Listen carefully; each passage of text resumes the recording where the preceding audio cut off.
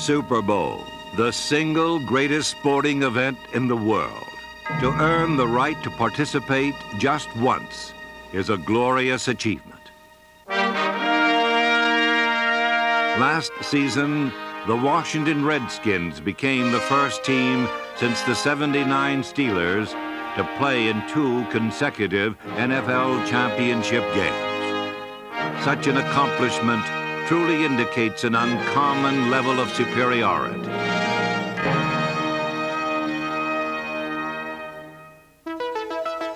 Throughout the regular season and the playoffs, the Redskins had trampled everything in their path. But on this Super Bowl Sunday, Washington's march through the NFL came to a halt.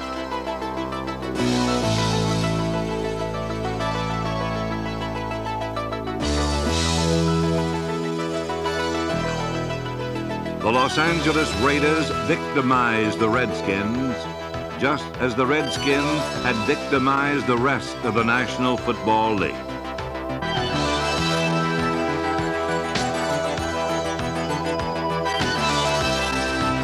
A disheartening 38-9 loss ended one of the finest seasons in league history, a season in which the Redskins performed extraordinary feats that ordinary teams can only dream of.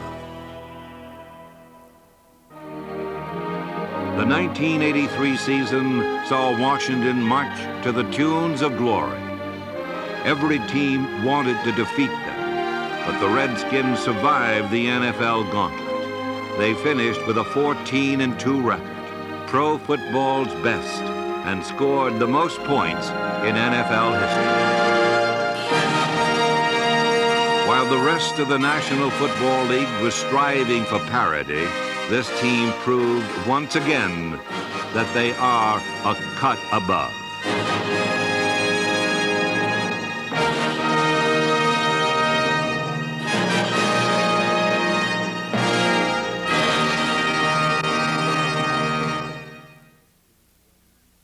When the 1983 season began, the defending world champion Redskins' reign was tested early, for Washington's opener was against the Cowboys.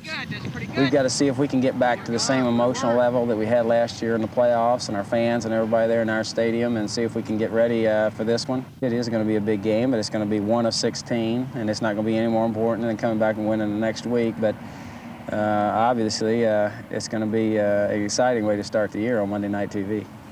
Anxious to legitimize their Super Bowl season, the Redskins came out swinging.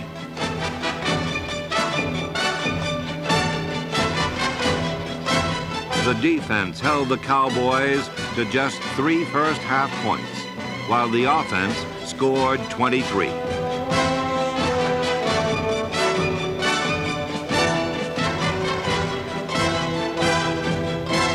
But just as it seemed the Redskins had proved they were king of the hill, the Cowboys sent them tumbling down.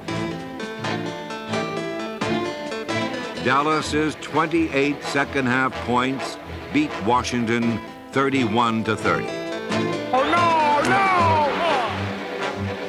no! The fear of complacency suddenly hovered over the Super Bowl champions. However, this was a team with something special. They were a group of characters with character, and their unique chemistry created a bond that was almost magical.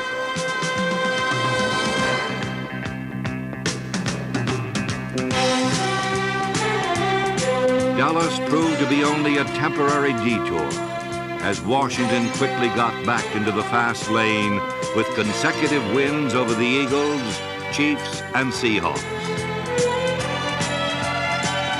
With a 3-1 record after 4 weeks, the Redskins' engines were revved up when they roared back into RFK Stadium to meet the Raiders.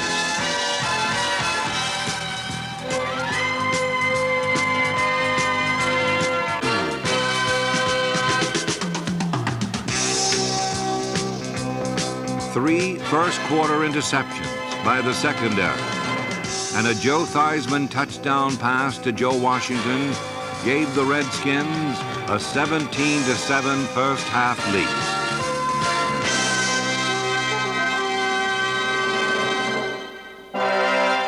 But it was the Raiders who went on the warpath in the second half.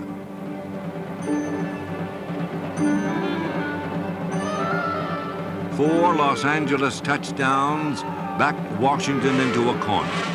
But in the final period, Theismann and the Redskins began clawing their way out.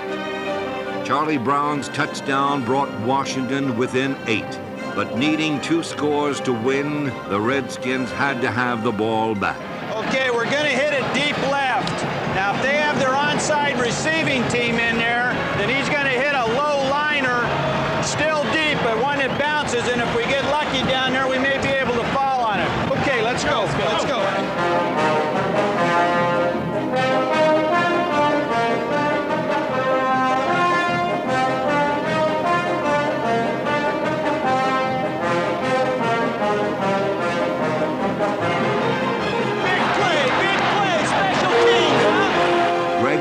Recovery led to a field goal, leaving Washington only a touchdown away from victory. Redskins better hurry up out of that huddle. Here we go. Theismann sent Brown to the far side. Come on, Fizz, let's go. Let's have it. Theismann rolls out, looks, fires it up the middle. Charlie Brown, he's got it at the 6 and pull down. Hurry up offense. Here come the Redskins to the line of scrimmage, the 6-yard line. They've got to have a touchdown. They trail by 5. From the 6-yard line, Theismann with a straight drop. Looking into the end zone, throws it over the middle. Washington, touchdown! Joe Washington! In one of the most exciting games of the season, Washington had scored 3 times in the final 6 minutes to earn a 37-35 victory. The special teams' key role in the win over Los Angeles was a testament to the Redskins' overall team strength. Special team captains Otis Wansley and Peter Cronin and punt returner Mike Nelms excelled on a unit that thrived on second effort, reckless daring, and so much more. There are a lot of little things that happen out there that are undetected by the average fan. Usually there's a scheme that each team has, and it's not just hit the closest guy. 10-man middle switch, but be ready for spy if they get some.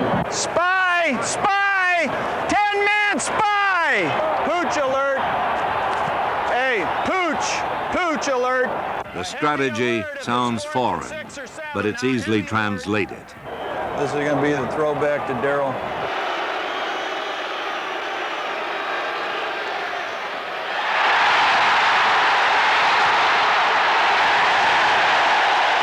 The special teams were not the only Redskins unit to thrive on dirty work.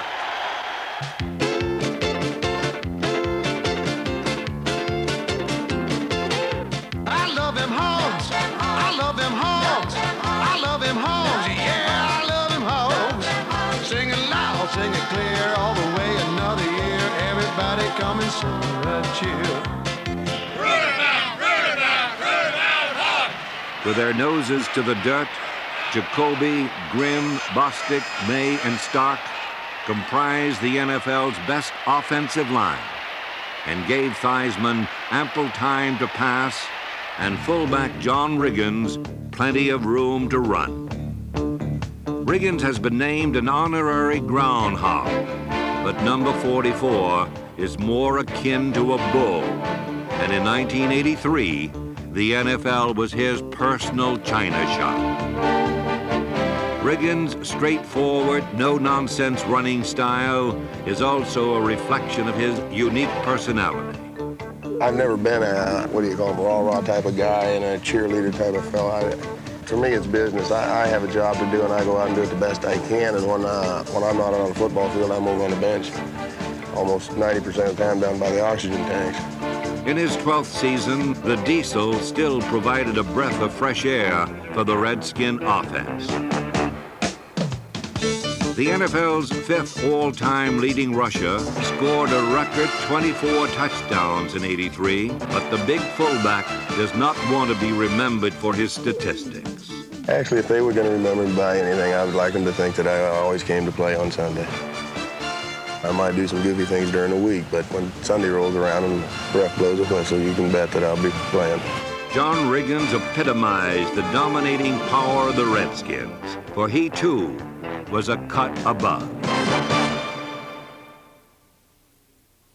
Sporting a 6-2 record at the season's halfway mark, the Redskins found the waters on the West Coast a little rough as they cast off in a game against San Diego. Joe Theismann rocked the boat early with the touchdown pass to wide receiver Virgil C., while punter Jeff Hayes hoisted anchor and set sail for the Charger end zone.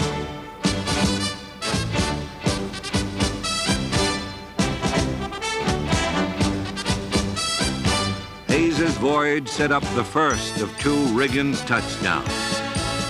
Unfortunately for Washington, the Chargers kept the game close. But with less than 2 minutes left, Theismann was squarely at the helm when the Redskins began their drive for the winning score. Theismann completed 5 of 7 passes to move Washington into field goal range with only seconds to go. From 37 yards out, Theismann set, snap, hold, kick is up long enough. Is it good? It is good. It's good. That will do it right there.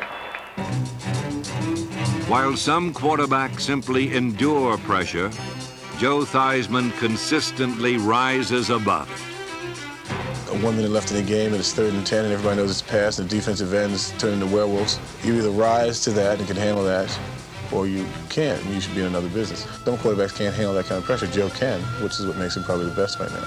Theismann's flair for the dramatic has earned him the nickname Hollywood, and number 7 is one star who doesn't require a stand-in. Joe's tough hide and strong arm led the Redskins to an NFL record 541 points. While backs Nick Giaquinto and Joe Washington and receivers Don Warren, Rick Walker, Alvin Garrett, Art Monk, and Charlie Brown all relished Theismann's arm, the Hogs appreciated his other physical skills. Well, in the old days, when you had a quarterback like, say, Sonny Jurgensen, who would just drop back 5 yards, you know he wasn't going anywhere. The defense could key on that area of the field and attack it. When you have a mobile quarterback like Joe, and with mobile pocket concepts, it takes the pressure off you from that standpoint, and it puts the pressure on defense because they don't know where you're going to go. So they have to cover the whole field just on the odd chance that you might roll out. But there's another dimension to the game, but also just more exciting. The game is more fun. And the idea of this business is to have some fun. The Redskins had fun in 1983. They were a loose team, unified by contrasting identities. And nowhere was this more evident than on defense. Darrell Green, number 28, and Mark Murphy, number 29, were an odd couple who found success in the Redskins secondary. Green was a number 1 draft pick whose blinding speed helped him cover the entire field and earn a spot on the all-rookie team. While Green's quickness got him where he wanted to go, Murphy's 7 years of experience already had him there.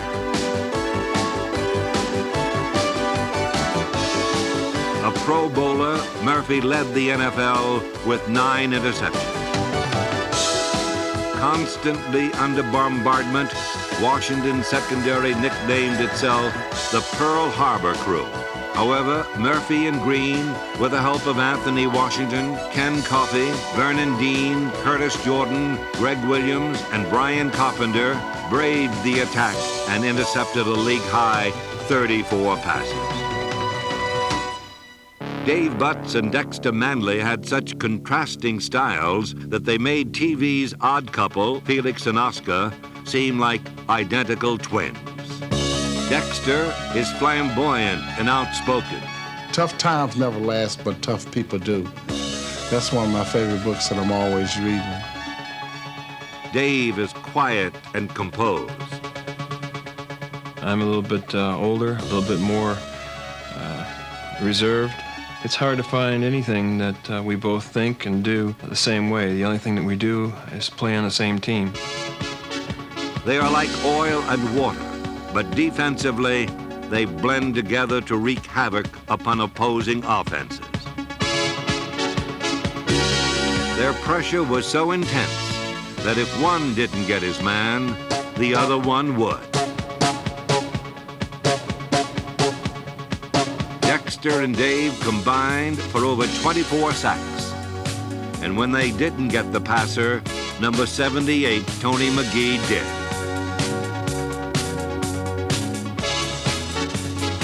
Defensive pressure created opportunities that helped spur the Redskins' late-season push to the playoffs. Linebackers number 55, Mel Kaufman, Rich Malott, and number 52, Neil Olkowitz, came up with big plays and wins over Atlanta and St. Louis. The stretch drive was also where Riggins was at his best. Rushing for 7 touchdowns against the Giants, Eagles, and Rams, Riggo helped boost the Redskins' record to 12-2 and set up a crucial Week 15 contest against the Cowboys. It was sundown in Texas Stadium, and there was room for only one team at the top of the NFC East.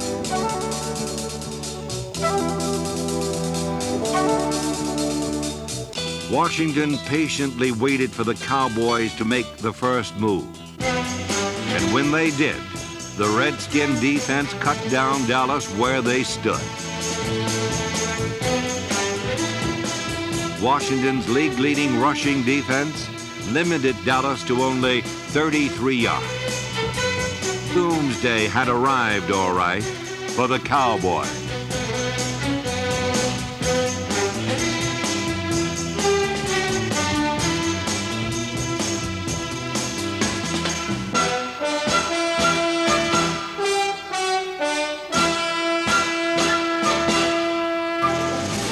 Theismann's going to pass. He's going to dash out here. Going deep. He's got Art Monk at the 5. Touchdown, Washington Redskins. The Cowboys all looking down there picking at artificial grass. He wasn't my man. No, no. The convincing 31-10 win propelled the Redskins into first place and into the playoffs. For visiting playoff teams, RFK Stadium has become a burial ground. And in last season's opening round, it was a resurrected Ram team that was promptly put to rest.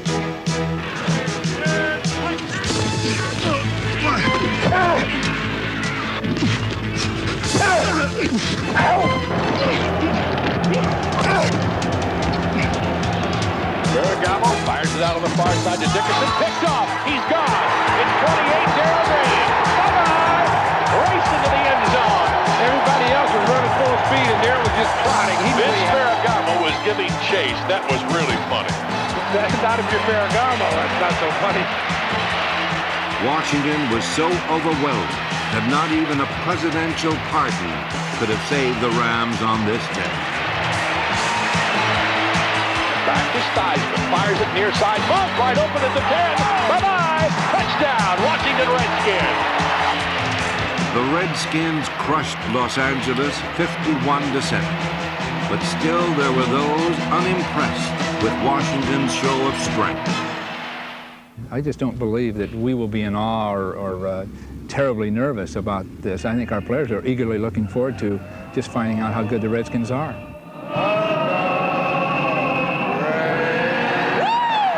Washington quickly showed the 49ers just how good they were. Riggins ran for his 6th straight 100-yard game in postseason play and scored 2 touchdowns. Washington's Power You One play, Razzle Dazzle You the Next offense, had 49er heads spinning. The defense became so unnerved, a simple play fake to number 44 gave Theismann all day in the pocket. A 70-yard Theismann to Charlie Brown touchdown gave Washington a 21-0 lead, and the Redskins appeared unbeatable.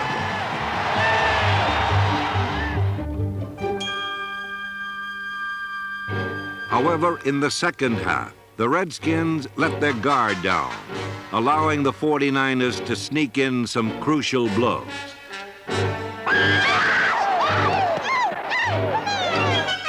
With 3 final quarter scores, the 49ers had unpacked a game the Redskins seemingly had in the bag.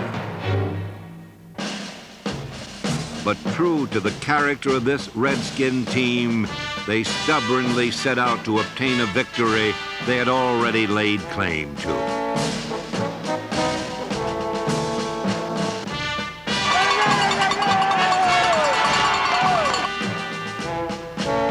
Washington's final drive wasn't pretty, but it got them where they needed to go.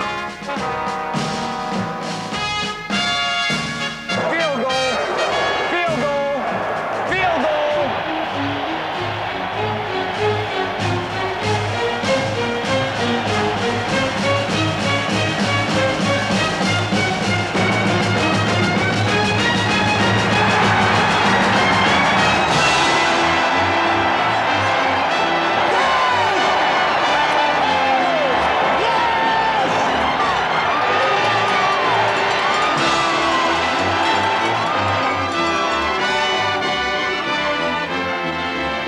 The Redskins won their second consecutive NFC Championship with a heart-pounding flair that typified their wondrous season. The pressure of a Super Bowl title had not unraveled this team as it had others before them. For the Redskins clung together in 1983 and not only survived a difficult challenge, they conquered.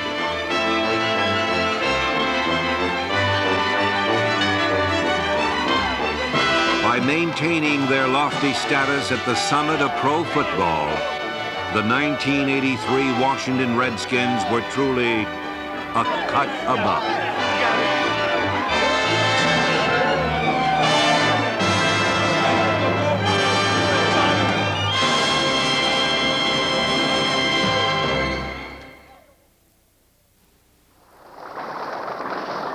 It was one of the finest seasons in the 64-year history of the National Football League.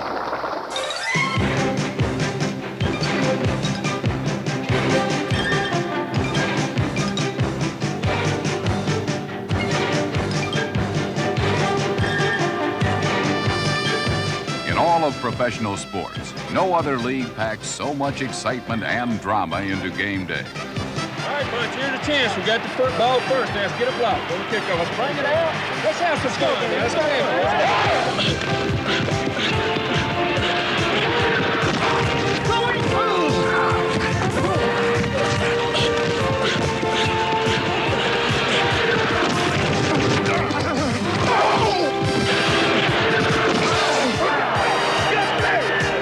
As always, there were dominant players and dominant teams.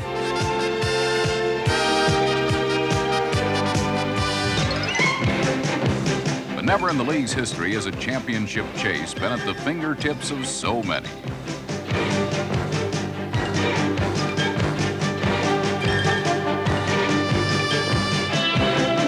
The Detroit Lions rode the enthusiasm and talent of running back Billy Sims, number 20, to their first division championship since 1957.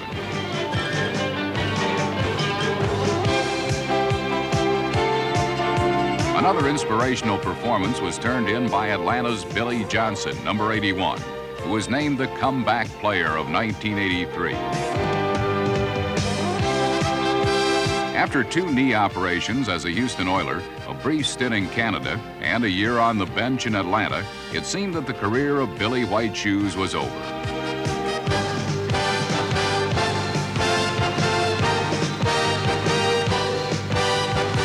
But in 1983, number 81 destroyed such notions with a season so stunning it made believers of dreamers everywhere. Now they've got to go to the end zone with 2 seconds left. Are we talking Hail Mary, or are we talking reception and lateral? I would say right here you've got to go to Billy White Shoes and let him do a little dance with the ball and try to go for the end zone. Here come the Falcons with Hodge, Bailey, and Johnson all to the left side. 2 seconds remain. 49ers will come with a 3-man rush. Bartkowski to throw. He is going long down the near sideline. It's going to be a jump ball, and it is pulled down by Billy Johnson. Johnson inside the 10, 5. He is down. He is. Give it to him. He's in. Touchdown! Touchdown, Atlanta. Billy Johnson. It's a touchdown. No time on the clock. The Falcons have won it. They pulled it from nowhere. The Falcons have won it. Big Ben left, and it worked. Full moon over Atlanta, Fulton County Stadium, and Shoes did his thing. Billy White Shoes Johnson, a touchdown. Once he caught it, he had no place to go. He got inside the 5, looked for daylight, and then dove for the end zone. How about that? Even though the Atlanta Falcons weren't a team of destiny, thanks to the proven skills of Billy Johnson, they were a team of daring and drama. In Denver, the Broncos were banking on the unproven pro skills of quarterback John Elway, the NFL's #1 draft choice. Number 7 won the starting job during preseason, but when the regular season kicked off, Elway couldn't stand up to the pressure.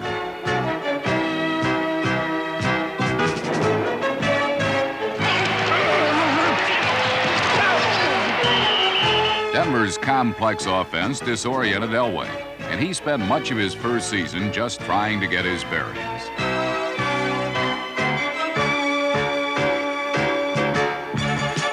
But helped along by head coach Dan Reeves, Elway rebounded and led the Broncos to a wild card playoff berth.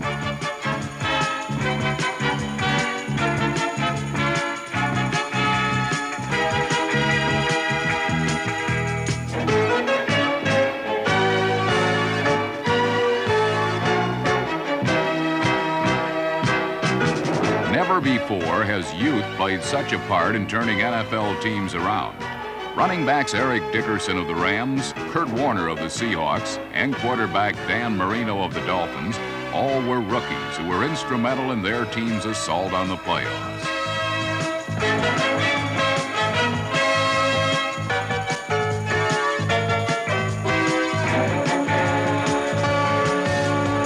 Miami's Don Shula went with Marino in the season's 5th week, and number 13 responded by leading the AFC in passing, while directing the Dolphins to the AFC Eastern title. Marino gave Miami a deep passing game.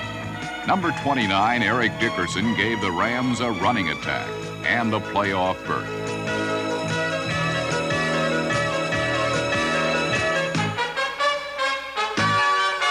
Eric's 1,808 yards rushing led the NFL and were the highest total by a first-year player in NFL history. His 85-yard touchdown run against the Jets was also the longest run from scrimmage in 1983.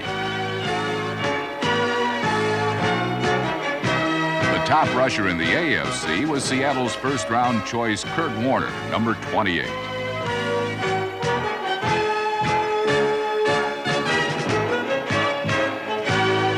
Thanks to this versatile and elusive rookie, the Seahawks soared to the first playoff berth in franchise history and made Chuck Knox the first head coach to lead 3 different teams into postseason play. When the H got over here, they were going to overshift the line, and they were not going to adjust the second. NFL '83 was a season of complexity. On offense, the one-back attack was in, and the defense had to find a way to stop it. As you read this type of action, you've got to get depth because they've zipped the Z in so far that he'll be coming in behind you.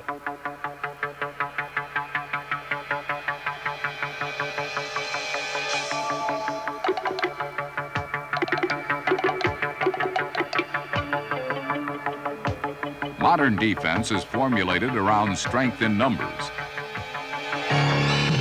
But one powerful man on the line of scrimmage can still control the game.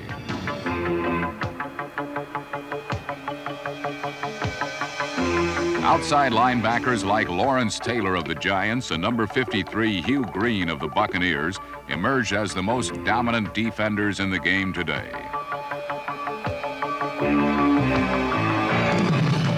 Their rare blend of athletic skill destroyed the best laid plans of an offense.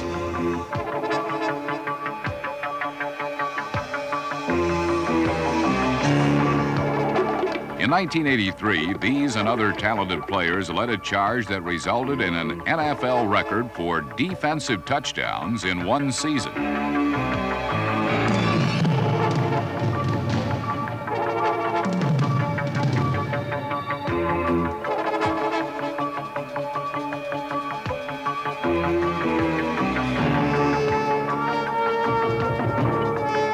With offenses spread all over the field and passing the football at a record clip, turnovers turned into touchdowns as defenders found that they could remedy an unfavorable situation with a single blow.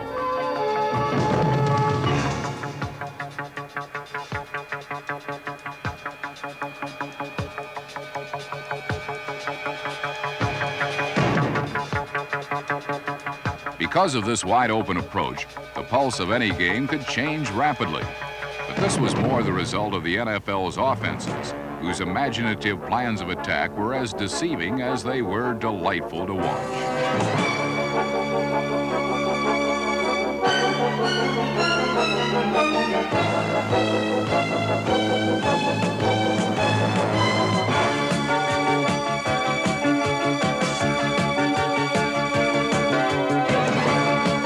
Not since the pass-happy days of the 1950s have so many spirals filled the air.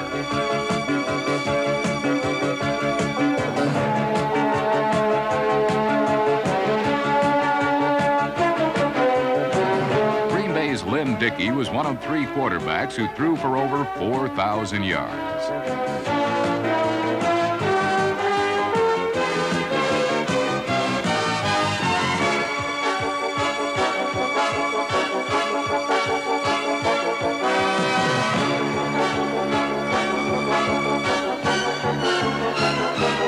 Atlanta's Steve Bartkowski was the NFL's top-ranked passer.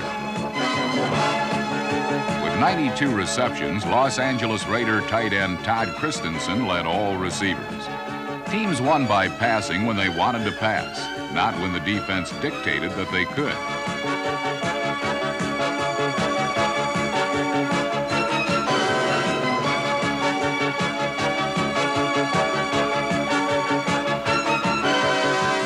While 1983 featured great individual talent, only the great teams won.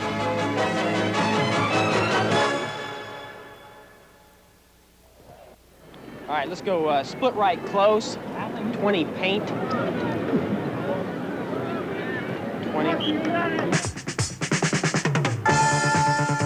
With its one back, 2 tight ends, and pre-snap movement, the Washington Redskin offense, quarterbacked by Joe Theismann, scored 541 points, the highest in NFL history.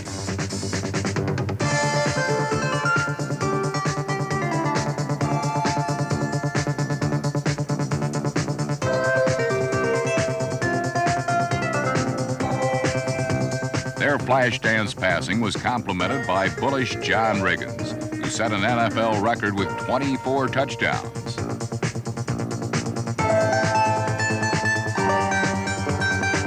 Armed with the best offense in football and the league's toughest defense to run against, the Redskins bred the conviction in an opponent that they would have to play a perfect game to beat them.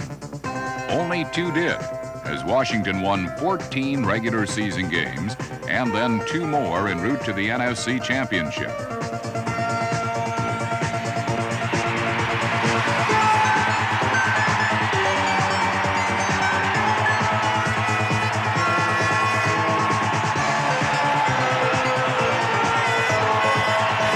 The rise of the Redskins over the past 2 seasons has been at the expense of one of the league's most consistent winners, the Dallas Cowboys.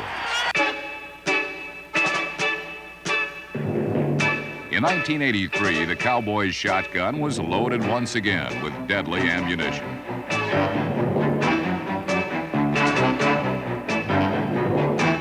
The The end zone always seemed in the range of number 33, Tony Dorsett, and number 11, Danny White.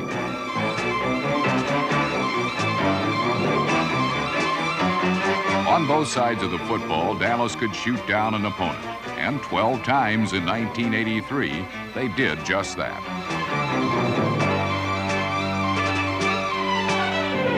Only Dallas appeared to have the firepower to stop the rampaging Redskins.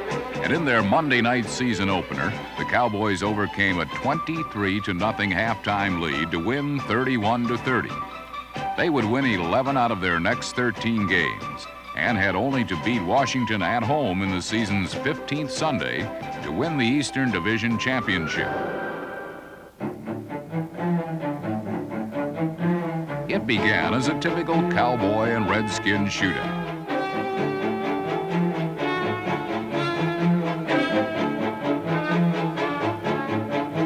In the first half, the Cowboys were swept under a wave of burgundy that was stirred up by Joe Theismann.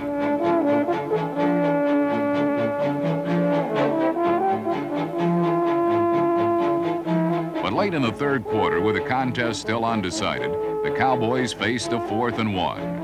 The plan was to lure Washington off sides and never snap the ball. But at the line of scrimmage, Danny White audibled into an off-tackle play that proved to be the downfall of the Dallas Cowboys. Dallas was routed 35-10. And 2 weeks later, the Los Angeles Rams kicked the Cowboys right out of the wild card playoffs.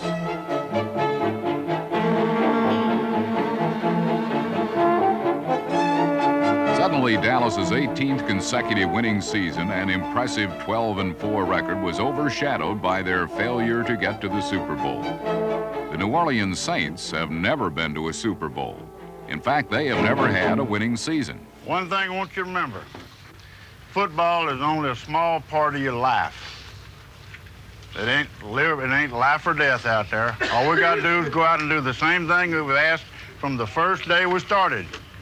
Do everything as good as you can, and then a little bit more. That's all the hell you got to do.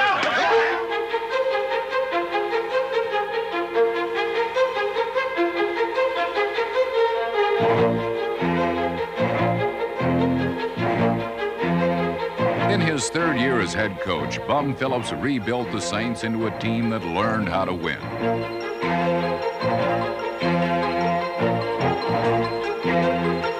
Led by old pro Kenny Stabler, number 16, New Orleans set their sights on something they had always wanted, but never had, a winning year.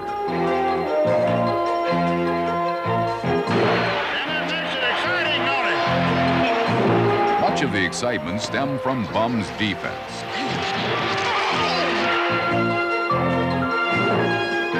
The Saints were the NFC's top-ranked defenders, and by the season's final Sunday, New Orleans was but one game away from their elusive dream.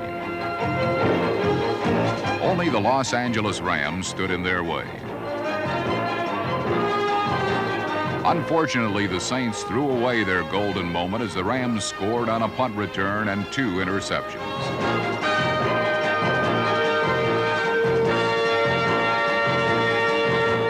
With but 6 seconds remaining, a field goal finally ended Bum's quest of making his Saints winners. And they rode out of 1983 saddled with a record of 8 wins and 8 losses. The Los Angeles Raiders are at the opposite end of the spectrum from the Saints. During the last 20 years, they have been the winningest organization in pro sports. While some suggest that the game has taken on a vanilla flavor as teams seek to avoid mistakes, the Raiders still swing from the heels, regardless of which team has the football.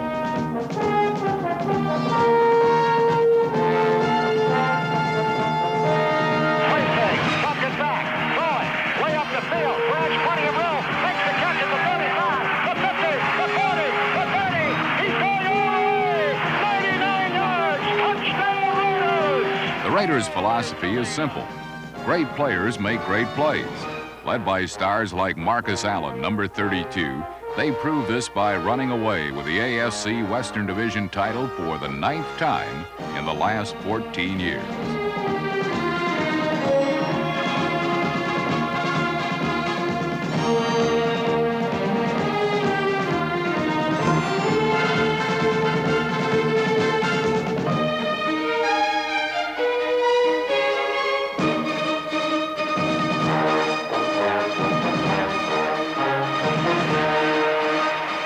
Los Angeles Raiders have been so typecast as intimidators and roughnecks that people forget how much genuine talent they have.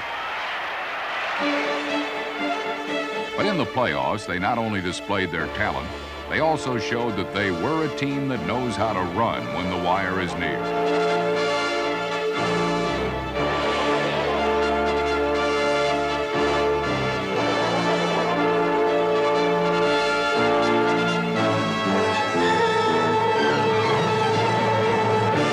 The Raiders destroyed the Pittsburgh Steelers 38-10, then struck 12 on the Cinderella season of the Seattle Seahawks with a 30-14 pounding in the AFC Championship game.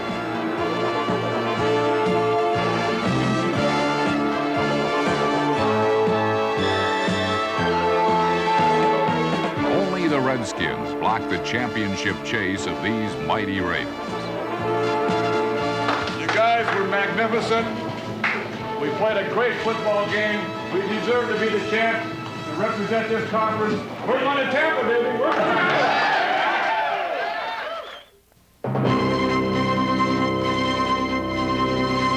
to Super Bowl XVIII, the Los Angeles Raiders and the defending world champion Washington Redskins. What seemed to be a perfect matchup quickly turned into a classic mismatch.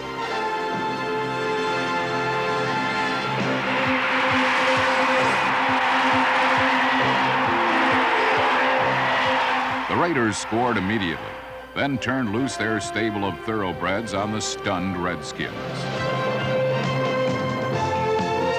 Marcus Allen ran for a Super Bowl record 191 yards, and quarterback Jim Plunkett passed the Raiders to a 14-3 lead.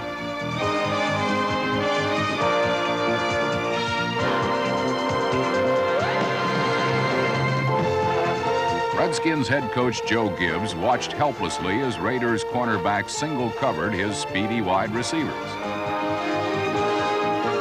This freed the corner linebackers from outside pass coverage and allowed them to blitz and pressure Joe Theismann. The Redskin ground game fared even worse as the Raider inside linebackers shut down the inside power running of John Riggins.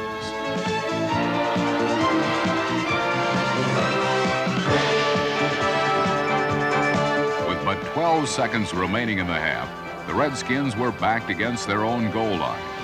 But instead of running out the clock, they gambled. I felt that being behind 14-3, I was not comfortable with falling on the ball. I just wasn't going to do that. And as a matter of fact, the statement was made on the sideline, hey, maybe we ought to run a play. And I said, no, we're not. It was my decision. I made it. Gibbs' decision resulted in Jack Squirick's interception and gave the Raiders a 21-3 halftime lead and ended the competitive phase of Super Bowl XVIII. I think that if there had been a way for me to be on that sideline at that point in the game and stop the world right there, and if I could have, at that point, taken a vote from everybody that had been there or been watching on TV, and I think there'd been a lot of people said, hey, yeah, let's take a shot, you know, let's give that thing a shot. We don't want to just fall on the ball. We haven't done anything all day. I think there'd been a lot of people that would have said that. After it happened, I don't think I can find 5 that would say that, but that's my job. The Raiders raced to a blowout of unthinkable proportions, a 38-9 victory over the defending world champions.